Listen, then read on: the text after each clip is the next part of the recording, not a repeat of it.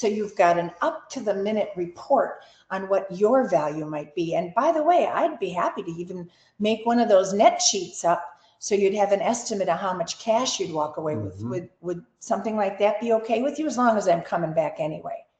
And now what you got is a sit-down appointment, as opposed to, oh, just put it in the door. We're back here. Just leave it. I don't want to be back to drop something off.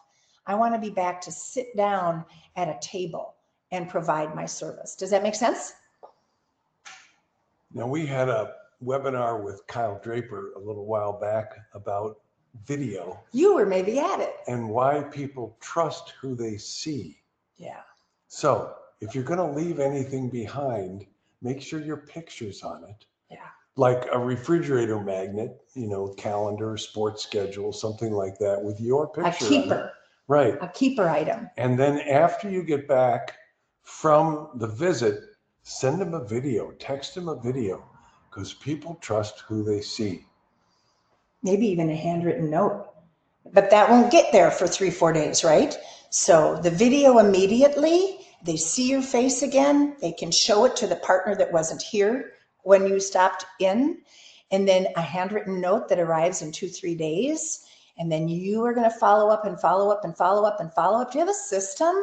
What if you got out a yellow legal pad and made, not Michael's 7-day, 7-step system. How to get over the fear. Something a little quicker than that. Yeah. But what if you made up a system? Like, what is step 1, knock. Step 2, mail. Step 3, video. Then step 3, mail. Step 4, when do I mail the next thing?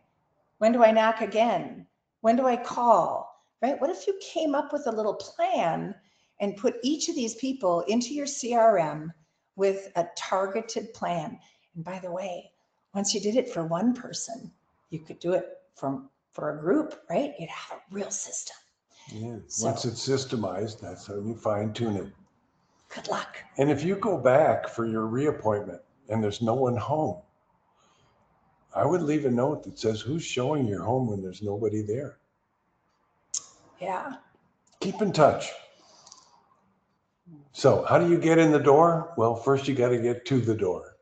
Then the little question, a dialogue. And then as you walk through the house, ask more questions, more technical questions, like, what are you doing about appraisal gaps?